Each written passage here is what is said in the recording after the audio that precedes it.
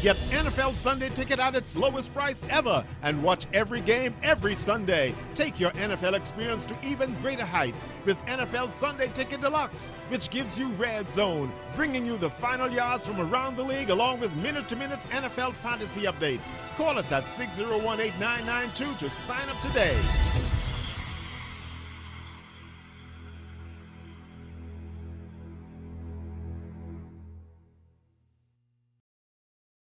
Good evening, Bahamas. You're tuned into MB12, broadcasting from Cable 12 Studios on Robinson Road. Coming up tonight in news, Prime Minister Perry Christie slams the former administration's fiscal management at an international conference today.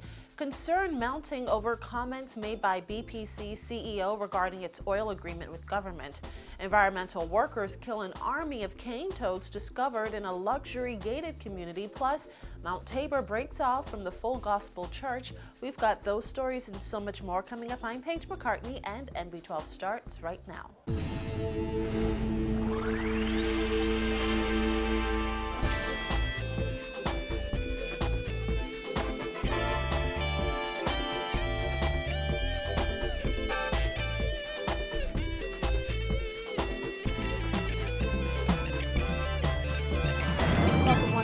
MB12. Representatives of the Inter-American Development Bank and various government agencies are working closely together to devise a national economic development plan which could be implemented next year.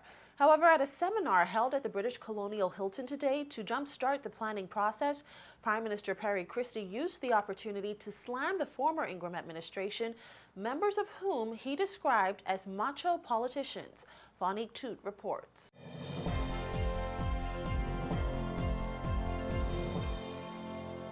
As he addressed members of the IDB public and private sectors, Prime Minister Perry Christie was on the attack today, blasting the former administration over everything from controversial roadworks to six-figure salaries he says he's just learning about well over a year into his term.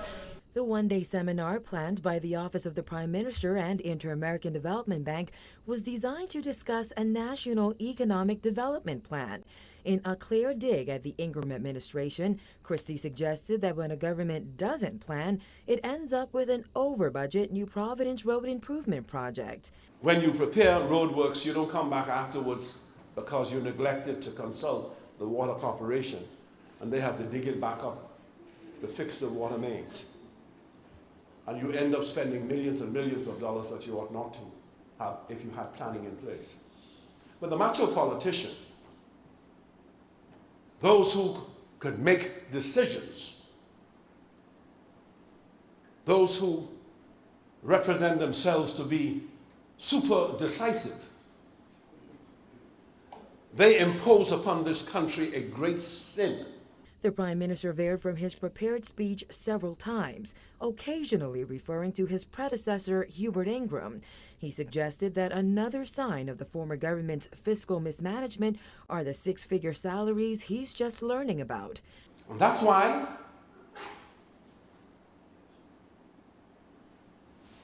a year and a half into my term, I could find out some people are being paid over $100,000 a year, and I don't know.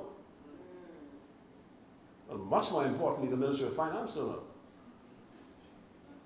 But if they did, and if I find out they did, then that's even worse. Christie then returned to his prepared text for a few minutes, noting that a national development plan would not succeed without all Bahamians' involvement. But he wasn't done with the Ingram administration just yet, suggesting that some people preferred the Free National Movement government, even though it spent tens of millions of dollars in Grand Bahama as a political ploy. Where's the plan that caused the Ingram government to spend near $30 million a year subsidizing the tourism industry in Freeport with clearly no return? Almost madness. No plan. Just responding to the political demands which says elections are coming, we better keep your finger in the dike. But that's what you love. That's what you accept. Christie then veered further off topic in his 50-minute presentation, turning his attention to the media, which he implied plays politics. We cannot allow ourselves to be fooled as a people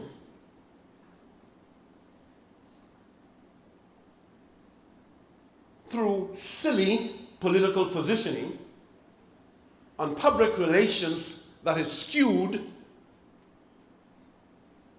and put forward by media that is skewed for one political side. The Prime Minister also took exception to Nassau Guardian column Front Porch Simon, which labeled the Christie administration a blah, blah, blah government that talks but doesn't act.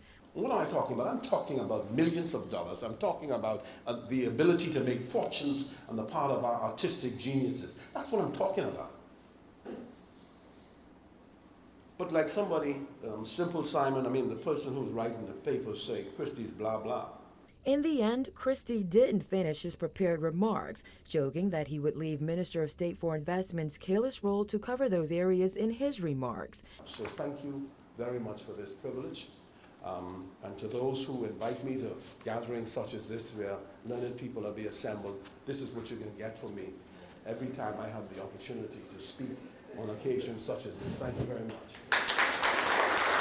Reporting for NB12, I'm Vonique Tude. Well, in just 2 months, Bahamians will head back to the polls to vote in the country's second constitutional referendum. However, the electorate still has no idea what questions will appear on the ballot, and there has been no public education campaign to date. However, whenever that referendum is held, Prime Minister Christie is warning the Bahamas would be the subject of great amusement if Bahamians do not turn out in large numbers to vote, particularly as it relates to questions of gender discrimination. It's a concern he discussed with opposition leader Dr. Hubert Minnis yesterday during a lunch meeting at Olive's Mesa Grill. My meeting was about the constitutional recommendations from the Constitutional Commission. And how do we proceed in a referendum towards ensuring that the people of the country have an opportunity to clearly consider the implications of not voting to remove sexual discrimination and gender discrimination, because we have adhered to international treaties and we will be the subject of great amusement if we do not understand the significance of that. Christie says that meeting was of constitutional significance to the country.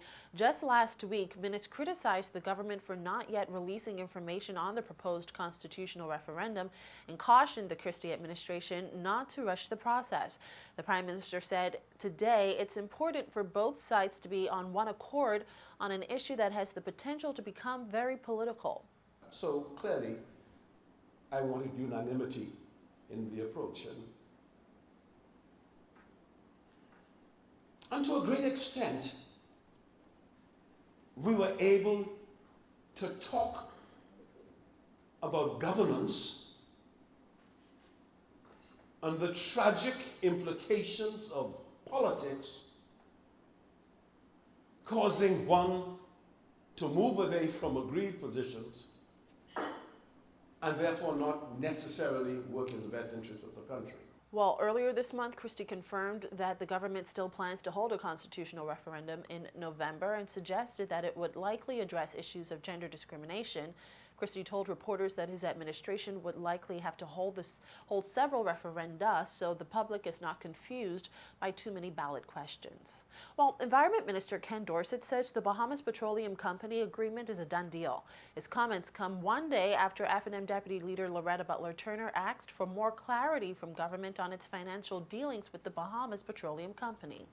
Butler Turner's request came after BPC CEO Simon Potter reportedly told investors in London this month that based on its fiscal terms with government, any oil strike in the Bahamas would be second to none with just a simple royalty, and that a legal challenge would be launched if government attempted to change the terms of their agreement. Dorset said he spoke with Potter because he was concerned with the manner in which the statements were printed. He indicated to me that he was misquoted, but I haven't seen his comments or what he said to his investors. But the reality is the royalty terms under his license were negotiated and became a part of the contract 8 years ago. And so that is the structure of our regulatory framework. In a statement, Butler Turner called Potter's comments deeply troubling and suggested once again the Christie administration had put foreign interests ahead of Bahamian people. Dorset said if Potter has an opinion on the royalty provisions, it's just that, his opinion. I've been made to understand that he was out there speaking to investors. If he has an opinion on the royalty provisions which were negotiated 8 years ago, then that's certainly his opinion. Moving forward, I certainly would hope that when a government negotiates terms, that we are a little more aggressive in terms of the benefits that would accrue to the Bahamian people. But as it stands, those royalties were put in place 8 years ago. The minister said the terms are entrenched and won't be changed unless the agreement itself is terminated. He's got a legally binding contract. The issue arose as to the renewal, and as I had indicated to the Bahamian people and the media, the renewal terms of the license indicate that once he satisfies certain conditions, it is automatically renewed. Those conditions were environmental ones, and so once he had satisfied us regarding all of those environmental conditions, the renewal was automatically put in place. Butler Turner said she was also concerned that government was promising financial terms before a promised referendum on the issue has even been held. Dorset said government has been very clear there would only be a referendum on the issue of oil production once it's determined there is oil in commercially viable quantities. An exploratory well will be constructed to determine that. And police say a man was shot to death as he was walking along John Road near Market Street last night. They're asking members of the public who may have information on this incident to come forward and assist with investigations. This is the first murder to occur in 3 weeks since government implemented its aggressive new crime plan. This is also the 82nd homicide for the year.